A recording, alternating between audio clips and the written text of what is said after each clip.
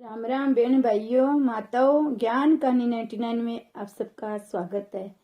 आज हम श्रीमद् भागवत महापुराण के 8वें स्कंद का तीसरा दिन हम सब मिलकर सुनते हैं। श्री कृष्ण भगवान की जय। दूसरे दिन हमने सुना कि समुद्र मंथन कर रहे थे दैत्य और दानव तो देवताओं ने समुद्र मंथन देवताओं के साथ मिलके किया तो उसमें सब सामान निकला, उसकी भांति की गई। तो जिसमें गौ माता निकली वो ब्राह्मणों को दान की गई, और घोड़ा निकला वो दैत्यों को दिया गया, और लक्ष्मी को भगवान विष्णु को अर्पण किया गया। और जब अमृत का घड़ा निकला धनवंतरी भगवान लेके, तो उसके लिए दैत्यों ने बोला मुझे दो, और देवता कहते हैं मुझे लेने हैं। पर दैत्य मूर्ख थे।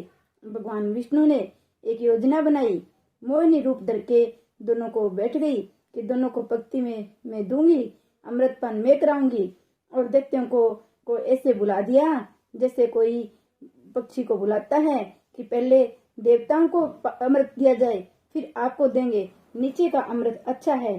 तो भगवान विष्णु मोहिनी के रूप में दानों को अलग अलग पंक्तियों में बिठाया और दैत्यों के पास जाकर उनसे कहा कि मैं आपका कल्याण चाहती हूँ, किंतु वह ऊपर का अमृत पानी जैसा है, अतः उसे देवों को पिला दूं, और नीचे जो अच्छा अमृत है वो आपको पिलाऊंगी। और दैत्य राजी हो गए। भगवान जान गए कि दैत्य भक्ति भेद न करने से राहु भी उसके अंदर आ बैठा, तो राहु को भी अमृत पान कराना पड़ा। राहु ने अमृत पीना शुरू कर दिया। भगवान ने सुदर्शन चक्र चलाकर उसका सिर उड़ा दिया, अर्थात सुदर्शन चक्र ज्ञान रूपी सुदर्शन चक्र से विषय राहु का नाश किया। किंतु मात्र ज्ञान और बुद्धि से विषय राहु मरता नहीं है।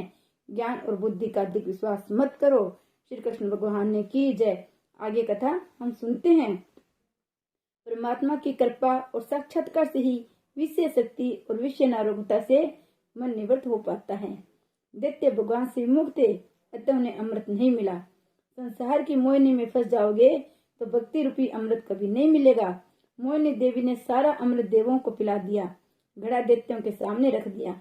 दैत्यों ने चिल्लाना शुरू कर दिया कपट, विष्णु तुम साड़ी पहनकर आए हो, तुम्हें लाज भी न आई। देव और दानों के बीच भयानक युद्ध हुआ। दैत्य पराजित हो गए। जो मोहिनी के पीछे पागल बनकर दौड़ने लगता है वही दैत्य है। संसार की मोहिनी में फंसने वाला दैत्य है। दैत्यों के श्रम और सांसारिक सुख के हेतु होते हैं। रावण और हिरण्यकश्यप का क्या तप कम था, किंतु उनका सारा तप भोग विलास के हेतु था, भगवान के हेतु नहीं। नारद जी ने कैलाश पर जाकर शिव जी से पूछा कि आपने नारायण के मोहिनी रूप के दर्शन किए हैं? तो शिव जी मोहिनी स्वरूप का दर्शन करने के लिए परिवार बैकुंठ धाम में पधारे। नारायण ने शिव जी का स्वागत करते हुए आगमन का कारण पूछा। शिव जी ने बताया कि वे तो उनके दर्शनार्थ पधारे हैं। भगवान ने कहा मैं तो सामने उपस्थित हूँ।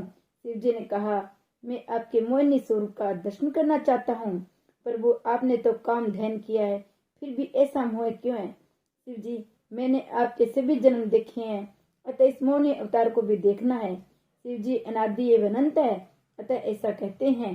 प्रभु ने लीला की रचना की, एक सुंदर उद्यान और उसमें पुष्प गुच्छ खेलती हुई सौंदर्य युक्ति देखी। शिव जी ने वह देखा तो पार्वती की स्थिति भी भूल गए।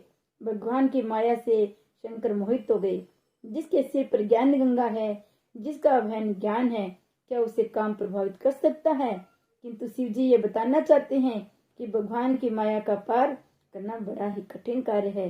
गीता जी में कहा गया है मेरी इस माया को पार करना बड़ा कठिन है, किंतु जो मेरे शरण में आता है वह अनायास ही इस माया को पार कर जाता है। शिव जी देहबान भूल गए। दर्शन करने वाला देहबान भूल जाता है। शिव जी सोच रहे हैं कि जब मत दर्शन से इतना आनंद मिलता है तो मिलन तो कितना अधिक आनंददायी होगा। आनंद अद्वैत में ही है। शिव जी मिलनातुर होकर दौड़ पड़े।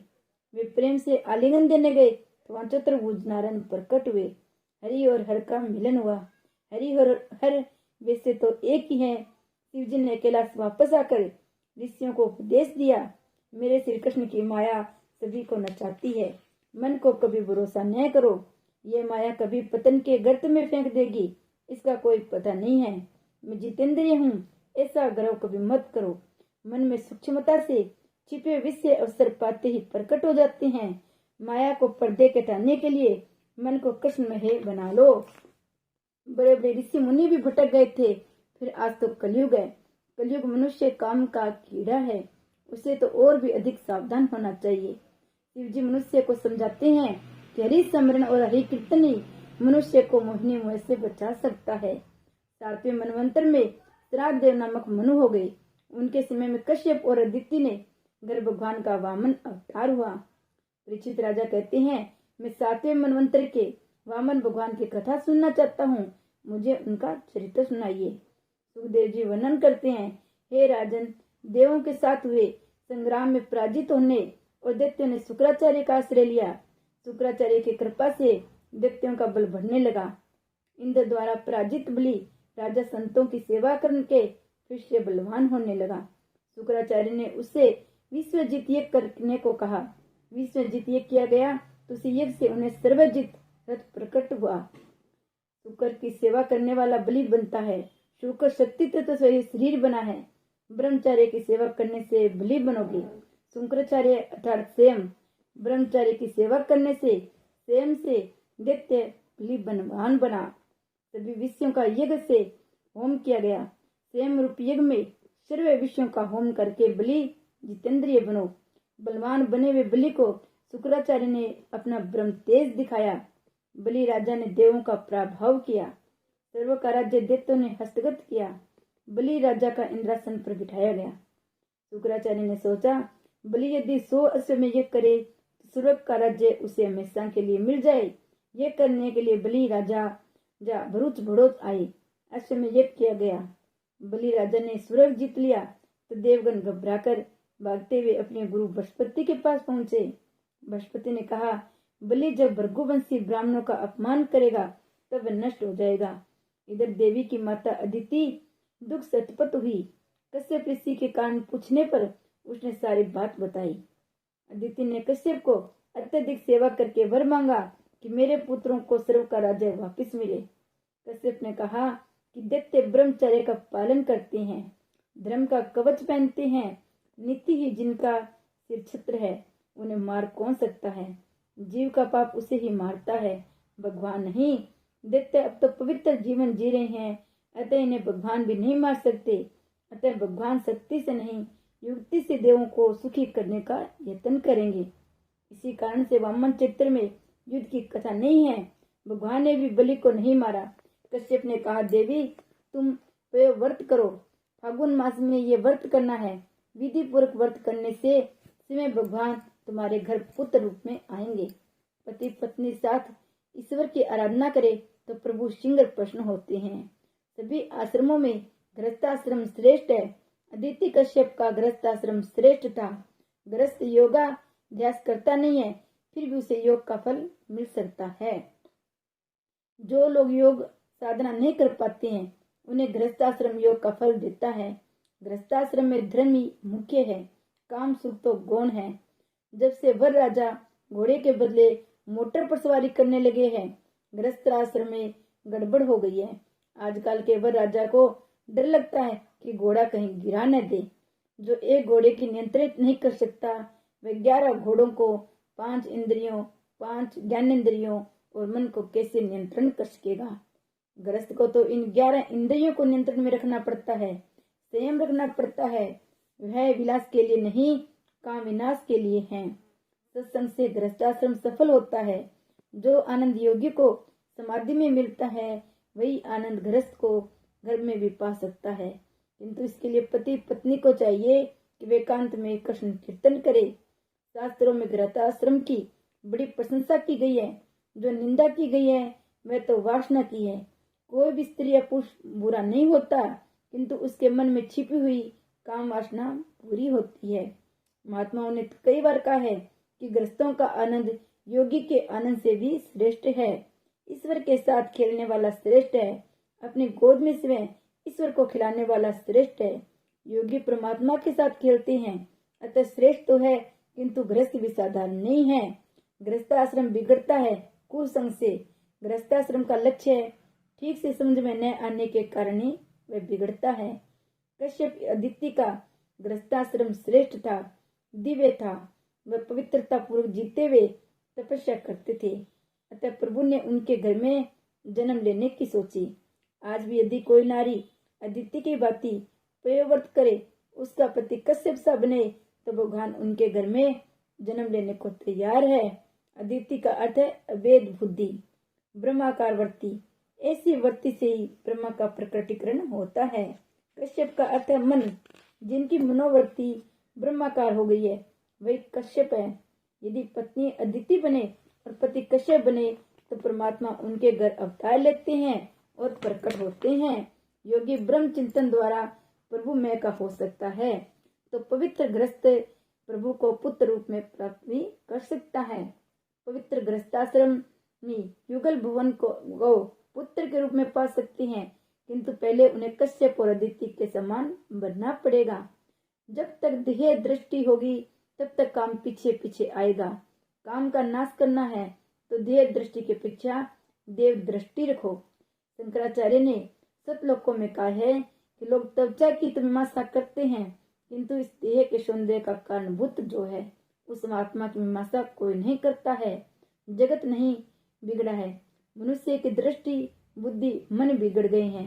तुम इन्हें सुधारोगे तो जगत भी सुधरेगा। किसी को भी भोग दृष्टि से नहीं देखो, किंतु भगवत दृष्टि से देखो। दृष्टि सुधरेगी तो सृष्टि भी सुधर जाएगी। भागवत आंख और दृष्टि देती है, किसी का भ्रमकार मत देखो। एक बार राजा जनक की राजसभा में मुनि अष्टावक्र पधारे। उनके 8 अंग टेढ़े मेढ़े देखकर लोग हंसने लगे। अष्टावक्र लोगों को हंसी पर हंसने लगे। जनक राजा ने मुनि से पूछा, महाराज, हम तो आपके विचित्र अंगों को देखकर हंस रहे हैं, किंतु आप किस बात पर हंस रहे हैं? अष्टावक्र ने उत्तर दिया, मैं तो मानता था कि आपकी सभा में सभी ज्ञानी विराजते हैं, किंतु मैंने आज देखा कि सब के सब मूर्ख चमार है। आप सब मेरी देह की देख रहे हो, ये तो है मिट्टी का। मेरी आत्मा को देखो, मैं पवित्र ब्राह्मण हूँ।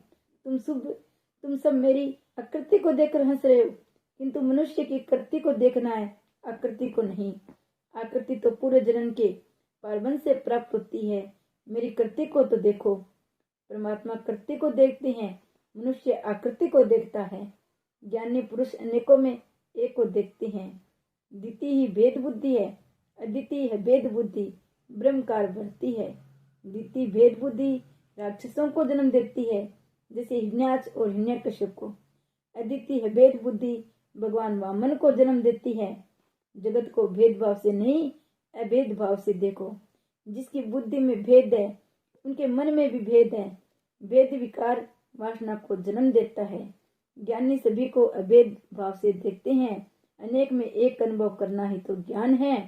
मृत्यु मूल्य आकार की अपेक्षा मूलभूत वस्तु का अधिक है। मूल्य स्वर्ण का है, आभूषण विशेष के आकार का नहीं। एक महात्मा के पास स्वर्ण से बनाए हुए एक गणपति थे, सोने का एक चूहा भी था। महात्मा बुद्ध हुए तो उन्होंने सोचा कि मेरे बाद मेरे शिष्य मूर्तियों को लेकर शायद झगड़ा करेंगे, अतः मैंने बेचकर भगवान को भोग लगा दूं। वे दोनों मूर्ति बेचने गए। गणपति की मूर्ति 2 तोले सोने की थी, चूहे की 11 तोले सोने की। नार गणपति की मूर्ति से चूहे की मूर्ति का दाम अधिक देने लगे। महात्मा ने तो आश्चर्य से पूछा, अरे भाई, गणपति तो देव है, चूहा तो जंतु, फिर भी तुम गणपति की मूर्ति का दाम कम क्यों दे रहे हो? सुनार ने कहा, कीमत तो मैं सोने की दे रहा हूँ, देव या चूहे की नहीं। ज्ञानी पुरुष आकार पर ध्यान नहीं देते, वे तो सृष्टि का निर्विकार भाव से देखते हैं। आकार से विकार उत्पन्न होता है, गोरा काला जैसा भेद उत्पन्न होता है। जब तक ये भेद बुद्धि है तब तक विकार वासनाएं भी रहेगी।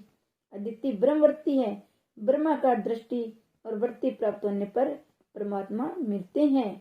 सभी में एक ही वस्तु है, एक में से अनेक बनी है। स्वप्न अवस्था की भांति जागृत अवस्था में भी एक से अनेक होते हैं। सभी के मूल में एक ही है, अतः सभी में एक ही को निहारो। व्यापारी का मन द्रव्यकार में स्थिर हुआ करता है, तो वह स्वप्न में भी रुपए पैसे देखता रहता है। इस प्रकार भगत को चित्तवृत्ति भगवदाकार को बन जाती है। एक ही स्वरूप का बार बार ध्यान करो, स्मरण करो, चिंतन करो, पूजा सभी देवों की करो, किंतु ध्यान तो प्रभु एक का ही करो। जिसकी आंखों में अर्थात ध्यान में पैसा ही है, वह हर स्थान पर पैसा ही देखता रहता है। एक सेठ कश्मीर गया, वहां उसने गुलाब के पुष्पों का ढेर सा देखा। उसके मन में यह भाव तो नहीं आया कि इन फूलों से मैं श्री कृष्ण विराजते हैं, किंतु उनके मन में द्रव्य भाव था। अतः उसने सोचा, यहाँ गुलकंद का उत्पादन शुरू कर दूं तो बहुत काम लाभ हो सकता है। प्रभु व्यक्त रूप से फूल में विराजमान है, अतः सुगंध है। वे तो जल, स्थल, आकाश, पाताल सभी में व्यक्त रूप से विराजमान है, अतः सभी वस्तु में भगवत भाव देखो। दृष्टि भगवान में हो जाएगी तो हर कई भगवान दिखाई देंगे। गोपी की दृष्टि परमात्मा में थी। वह जान जाती थी कन्हैया को उससे दर्शन होता था। कृष्ण मथुरा में विराजते थे, फिर भी गोपियों को तो गोकुल में दिखाई देते थे। गोपी ने उद्धव जी से कहा था कि आप किसका संदेश लाए हो? कन्हैया तुम्हारे साथ इधर ही है और संदेश भी क्या लाए होंगे। गोपियों की वृत्ति कृष्णाकार और कृष्णमय थी। श्री कृष्ण भगवान की जय। जय विष्णु भगवान की जय।